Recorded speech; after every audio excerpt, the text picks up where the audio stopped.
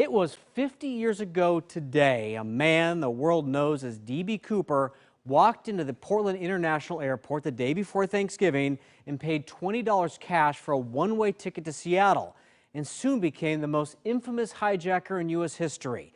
The case has never been solved, and the hijacker has been called the wrong name for 5 decades, thanks to the first reporter who wrote a story and misheard the hijacker's name.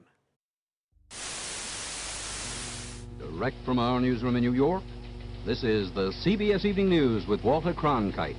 When he got on a plane in Portland, Oregon last night, he was just another passenger who gave his name as D.A. Cooper. D.A. Cooper was the name Walter Cronkite gave on the CBS Evening News after the hijacking. So this is Dan Cooper's plane ticket. But a number of years ago, FBI agent Larry Carr pointed out where you can see the name Dan Cooper on the actual ticket purchased to the counter of Northwest Orient Airlines at PDX. On this 727, the hijacker slipped a flight attendant a note.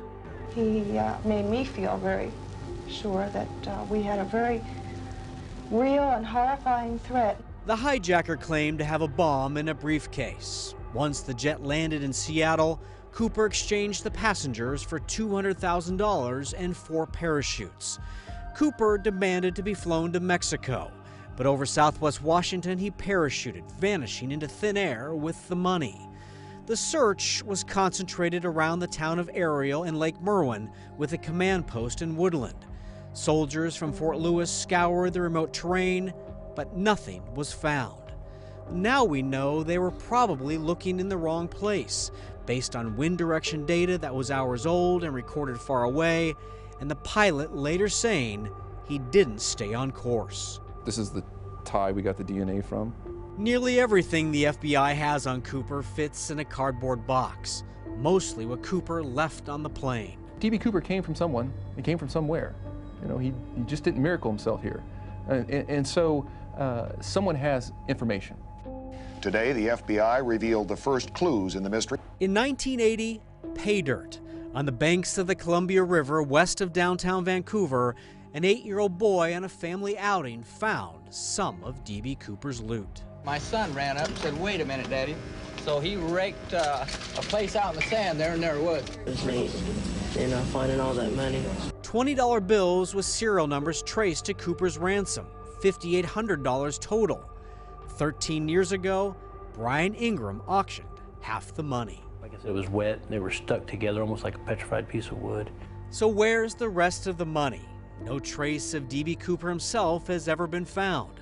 No parachute, briefcase, clothing, or body.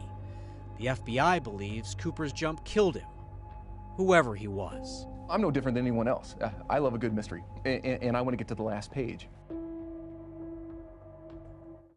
So they thought, according to the flight attendants, thought he was in his 40s, maybe mid-40s. So 50 years later, if he's still alive, he'd be in his 90s now.